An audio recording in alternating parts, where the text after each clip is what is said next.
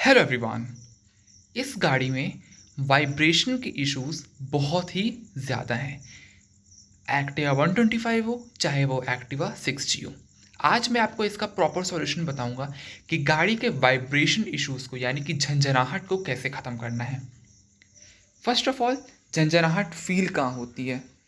आप अगर rear seat में बैठे हैं तो फील होगी, ग्रैब रेल पकड़े हैं तो फील होगी, पैर अगर आपने फुटरेस्ट में रखा हुआ है या फिर आपने इस वाले फुटरेस्ट में रखा हुआ है या फिर आपने पैर अपने फ्रंट के कंपार्टमेंट में रखा हुआ है, आपको झंझनाहट फील होगी। लेकिन और लोगों को कहाँ फील हो रही है?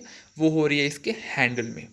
तो इस झंझनाहट की प्रॉब्लम को कैसे ख़त्म करना है, आज इस बारे में हम लोग बात करेंगे। फर्स्ट ऑफ ऑल, मैं एक चीज़ आपको दिखा देता हूँ, यानी कि मैं एक चीज़ अपने हाथ में पकड़ लेता हूँ। वो है ये एक टाइप का ये ढक्कन है। इसकी हेल्प से मैं आपको समझाने की कोशिश करूँगा। अब देखिए, समझने वाली बात ये है कि इस एरिया में यानी कि आपका ये पूरा क्लच हाउस है, ठीक है ना। अब फर्स्ट ऑफ ऑल आपको इस वाली प्लेट को यानी कि इस वाले बक्से को बाहर निकालना है। इस कंपार्टमेंट को ओपन करने के बाद आपको पूरी क्लच शू को बाहर निकाल लेना है। क्लच शू को बाहर निकालने के बाद आपको इस तरह के काफ़ी मतलब इस तरह की आपको चीज़ दिखेगी। तो इस तरह की चीज़ आपको यहाँ पे यहाँ पे यहाँ पे एंड यहाँ पे आपको एक अलग ही डिज़ाइन दिखेगी। यानी कि आपको मतलब ये बाकी पूरा सर्कल रहेगा, लेकिन यहाँ पे यहाँ पे यहाँ पे एंड यहाँ पे आपको एक अलग डिज़ाइन दिखेगी। तो इस डिज़ाइन में आपको क्या करना है, सैंड पेपर या फिर आप उसको रेत मार पेपर भी कह सकते हैं। अब अलग अलग ग्रेड्स के रेत मार पेपर आते हैं। कोई 200 ग्रेड का आता है, कोई 250 ग्रेड का आता है, कोई 300 ग्रेड का आता है। वो कोई डिपेंड नहीं करता है, वो कोई मैटर नहीं करता है कि आपको कौन सा लेना है। कोई भी आप सैंड पेपर उठा लीजिए एंड इसके साइड्स में यानी कि आप यहाँ पे इसके और इसके मतलब 4 कोने में आपको दिखेंगे। आपको उसमें रबिंग करनी है। अब कितनी रबिंग करनी है वो डिपेंड करता है कि आप कितना स्मूथनेस चाहते हैं। यानी कि इस वाले एरिया को ज़्यादा अगर मतलब ज़्यादा वाइब्रेशन के इश्यूज़ हैं तो आपको इसे ज़्यादा घिसना पड़ेगा, जिससे जो है ये चिकनाहट बरकरार रहे, यानी कि ये चिकना हो जाए। ये वाला पार्ट, ये चारों जो पार्ट है ये चिकने हो जाएं। तो इसे हमें स्मूथ करना पड़ेगा। स्मूथ करने के बाद क्लच हाउसिंग में आपको प्रॉपरली ग्रीस लगानी पड़ेगी। ग्रीस लगाने के बाद उसे प्रॉपर आप फिक्स कर दीजिए, प्रॉपर जैसे था। और हाँ, इसकी जब आपने क्लच हाउसिंग को पूरा खोल ही लिया है तो एयर प्रेशर की हेल्प से पूरी डस्ट को हटाइए। वो एक चेन टाइप की एक पूरी एक बेल्ट आती है, आई डोंट नो उस बेल्ट को क्या कहते हैं, लेकिन वो ब्लैक कलर की एक बेल्ट रहती है। तो वो बेल्ट को आप प्रॉपरली साफ़ कर दीजिए। साफ़ करने के बाद जैसा लगा हुआ था प्रॉपरली आप इसे वापस लगा दीजिए। ये तो काम हो गया अपना कि गाड़ी के प्रॉब्लम को कैसे सॉल्व करना है, मतलब वाइब्रेशन के। लेकिन बहुत सारे ऐसे पॉइंट्स हैं जो मैटर करते हैं वाइब्रेशन के लिए। अब वो पॉइंट्स क्या हैं मैं आपको बताता हूँ।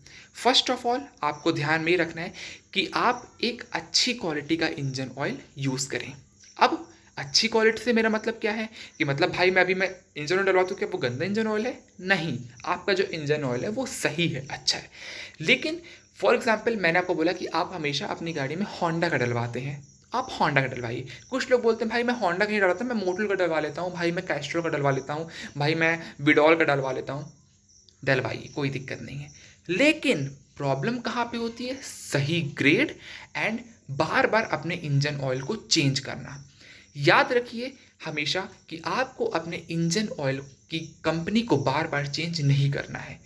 जो रिकमेंडेड ग्रेड है, जो रिकमेंड किया जाता है उसे ही डलवाइए। बट हाँ, गर्मियों के मौसम में आप एक ग्रेड ऊपर जा सकते हैं। जैसे कि आपकी गाड़ी का जो रिकमेंडेड ग्रेड होता है वो 5W30 है, लेकिन आप उसे 5W40 भी कर सकते हैं।